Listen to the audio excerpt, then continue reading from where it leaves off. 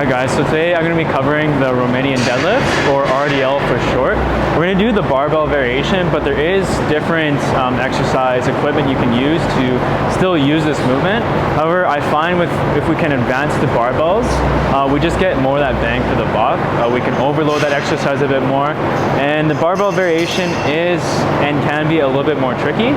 So we're going to start here, and then we might circle back at the end of the video and talk about some different variations if you're having trouble with this specific variation. We're going to cover a couple things in this video. We're going to talk about why you would incorporate this exercise, when you would use it, and the different muscle groups that are activated during the Romanian deadlift. Then we're going to get into some setup stuff, some common mistakes I see there. And then we're going to actually go into an in-depth exercise technique tutorial of the movement, making sure things such as our feet are set up properly, when to use a mixed grip, why we would use different positionings for our feet based on your different individual circumstances. And then we'll finish off with some troubleshooting. So kind of like I talked about there, having some problems with this exercise. What are some tips and some exercises we can use to incorporate to get us to be able to do this movement comfortably, safely, and efficiently, okay? So the first thing we're gonna start off with is just talking about why to use the RDL. Okay, when would you use the Romanian deadlift? What phase of programming would you primarily work with it in? And what muscle groups are you primarily targeting? So let's start with that first. So what muscle groups are we really working with the RDL? Well, when we think about it, the more the knee bends forward, the more we're gonna get the quads activated, okay? And when we start in the RDL, when we start from the top position, and we're hinging back of the hips, so this is a hinge-based movement is what we call it, hip dominant, which means the hips are tracking backwards, and we're not getting much bend in the knee. When that occurs, we're actually not using as much quad, and instead, we're focusing on the hip and hamstring to primarily do this movement. So the primary movers, therefore, will be our glutes, so our glute max, or our hips, and also our hamstrings, okay? In addition, because we're holding the barbell and maintaining that neutral spine throughout the movement, we activate a lot of our stabilizers, particularly our lats, our mid-back stabilizers, as well as our core to maintain that rigidity through the range of motion and keeping that bar close. So those are the main muscles used, and if we think about it, if we're primarily working the hamstrings and hips in a hinge movement, this would be a great opportunity to use in, for example, hypertrophy or muscle growth, because we can really isolate and target those hamstrings to a larger extent than we could in a traditional or conventional deadlift. Because in the conventional deadlift, I have to get all the way down to the bar, and now I have a way more range of motion I have to incorporate. So the amount of force I need to generate to get the bar up is higher. Also, the bar is lower, and therefore I need to bend my knees more forward. Therefore, I'm not getting as much hamstring activation as I would in the Romanian deadlift versus a conventional deadlift, okay? And third, it's more taxing on the body, the conventional deadlift. That's because we're pulling from the ground to begin with. We're not starting from that eccentric or elongating position. Therefore, it's just a little bit more taxing. So if you're thinking more of a strength-based program, I would go more for the conventional deadlift. But if we're thinking more muscle building and hypertrophy, the risk to reward ratio just kind of shows that the Romanian deadlift is the better choice. Let's talk about setup a bit with this exercise, okay? So the first thing is, you want to make sure the bar is in a position where we can comfortably lift it off the platform, right? So I usually like to use a squat rack and have the safety bars, if you have this set up in your gym, set up so the bar is just resting on the end. For people that haven't really used a squat cage before, most times you're gonna have it set up like this, so you're gonna have the arms or like the safety bars attached in a way where it actually clips in and then goes down. So what you want to do is actually pull up and out, okay?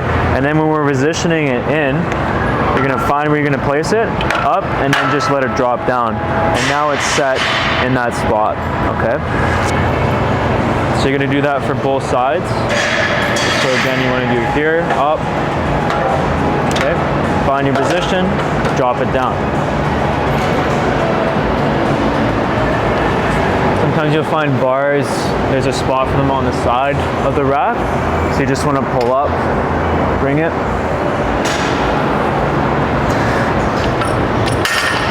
And then place it on the edge of the safety bars there, and then that's going to be our startup position for the RDL. That way I can easily, when I go and pick it up, I'm bending my knees slightly, using my hips, fully extending. Now I have enough clearance where I can just walk back with the bar, okay?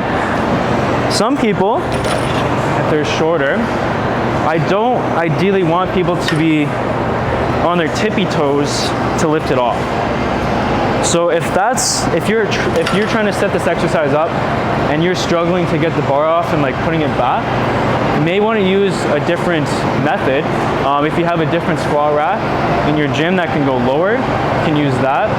You can actually start from the conventional deadlift stance, the bottom, do a conventional deadlift to get it up, and then start doing Romanian deadlifts. Would be a couple of variations there to try. So now that we have the sit-up down for the Romanian deadlift, let's talk more about some specific exercise cues that I like to give and really give a thorough explanation of this exercise, because although it's a super efficient, effective, and safe exercise when done properly, there is a couple things that can lead people to making some mistakes with this movement and causing them not to gravitate towards it because they may have had a bad experience or just lacking the confidence and the know-how how to do the specific move. So we're going to get a little bit detailed here and talk about everything from the ground up. So we already talked about the feet and foot position, but now I actually want to talk about the hands, okay? So where do we place our hands? Do we do a double overhand grip? Do we do a mixed grip? Do I do a double underhand grip? Like why would I do these different grips? So ideally, if we can do a double overhand grip when we're lifting this weight, that's ideal, because now we're in a situation where our lats are the same, okay, our shoulders are pinned at the same amount backwards, okay, the bar is going to stay that much closer to us, and if we have one of our arms open and one closed, that gives us that opening to actually rotate, potentially. Now, I'm not saying the mixed grip is bad, I'm saying that there is some pros and cons to using these different grips and some things to keep in mind. Obviously, as the weight starts to get heavier, the double overhand grip becomes that much more difficult because the bar is actually going to start to slip out of our hands. So that's when I would start to do a mixed grip. But if we're doing lighter weight, more reps, if we can handle the double overhand, that's great. If you need to use things such as chalk, that's great, just to hold on. Wrist wraps is another option, but when we're using wrist wraps, just keep in mind that you're not getting that much grip strength, and therefore not that much carryover to the upper body that we would normally see if we're just using it without any additions, okay? So basically, in summary there, I want to have a double overhand when possible, but as the weight gets heavier, we're going to do mixed grip, okay? So in terms of having our hands out to the side, I want our feet to be shoulder width to begin with, and then our hands just outside. So I'm going to go ahead and do a mixed grip here, okay? So I'm going to have my one hand out, and does it matter which hand I use in this mixed grip? Not necessarily. You can go left, forward, right, back, or whichever. I usually like to do my dominant hand forward, my other hand this way, okay? But you know, it's kind of personal preference. So hands are just gonna be outside our legs, okay? Then again, we're gonna pick it up, walk it back. So now let's chat about that neutral spine position again. So it's very important when we do this lift that I maintain my shoulders in an upright position, because if I'm rounded like this, when I go down and I do the lift and I round my back, I put quite a bit more pressure on my low back, where a lot of people actually feel in this exercise. And although we are activating that mid back and low back as stabilizers, as soon as we start moving that bar away from our leg, that's when we start to rely more on that low back to stabilize, and we can actually start to get some shear force or forces that are unwanted in the low back start to take place. So a rule of thumb when we're doing the RDL is with our bar path, or where we're walking with that bar, and when we're actually performing the movement, we want to keep that bar as close to the body as possible. So I'm squeezing my hips tight, I'm locking my lats in, so that bar should actually be riding down my legs. So you see how it's the whole time that bar is close in. And that's because I'm keeping my shoulders down and back, which activates my lats, and my hips are tight too, creating that neutral spine. Now my core is tight, my low back's protected. Now I'm gonna hinge at my hips back, squeezing my hips, keeping that core straight. So notice how my back is neutral right now. It's in a straight position, then I'm gonna pull back up, right? So you notice how far down I went as well. I didn't get all the way down to the ground. I only went to the range of motion I could control. And we're gonna come back to this in a minute.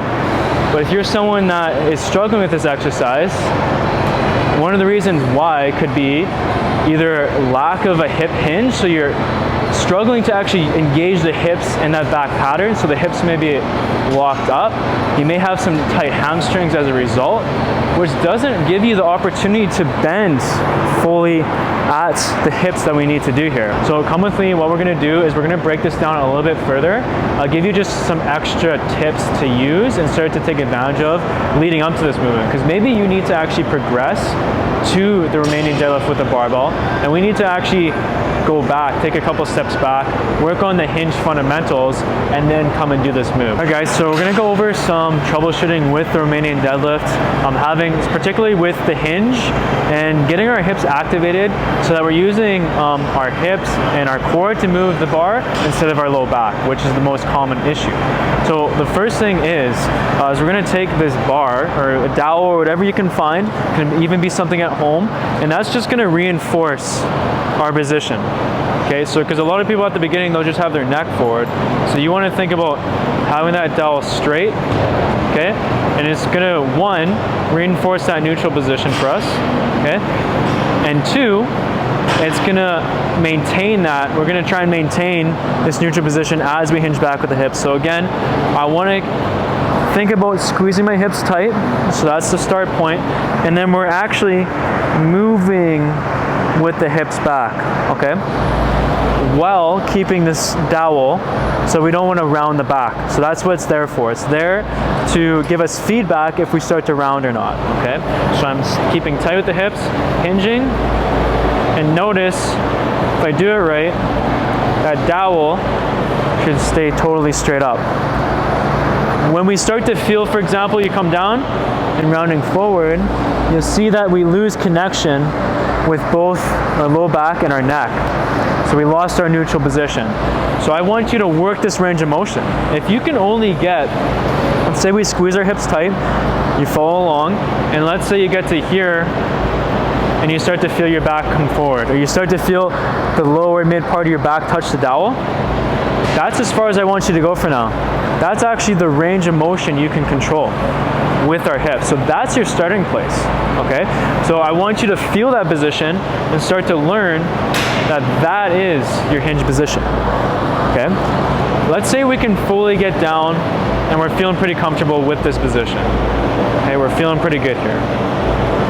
Next step is what we can do is we can grab a kettlebell and do more of a sumo Romanian deadlift. So what I mean by that is we're gonna have our feet wide.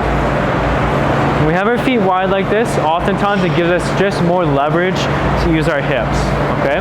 That, in addition to limiting the range of motion we can control and using a kettlebell to keep the weight right between our legs the whole time, is one, gonna take the weight off the low back. Two, it's gonna reinforce that hinge position. And three, we can really play with and adapt the range of motion you can control to yourself by using blocks, okay? So what I often do with my clients is I'll have them positioned like this, okay? So I'll have a wide stance with my feet. The kettlebell is right between my legs, okay? I'm actually right in between the blocks of my feet, so I'm square. And what I'm gonna do is I'm just gonna hinge back like I would, and I'm just gonna lightly tap the boxes and then come back up. okay? And you're just gonna find, like, you may need more boxes, you may need one more, you may only be able to get to here and back up. And that's okay as long as you're able to control it with your hips. Over time, you'll be able to get lower and lower. Maybe even by the end of the set, you're like, okay, that was pretty easy. I'm gonna take off a block, and now I'm gonna get a little bit lower. See if you can touch that one. Make it progressive. Maybe you won't get there in a week, but maybe after doing 2 or 3 weeks of that, using the hips properly, you'll be able to actually remove the blocks completely, using the hips through the full range of motion, and then we can start implementing the Romanian deadlift, okay? Also, you can add more weight to that kettlebell. That kettlebell's in between our legs, and it's just a safer environment to learn the hinge. All right, guys, so hopefully you found a lot of value in this Romanian deadlift tutorial, because I really want everybody that steps into the gym to be able to do the hinge properly and include it in your programming.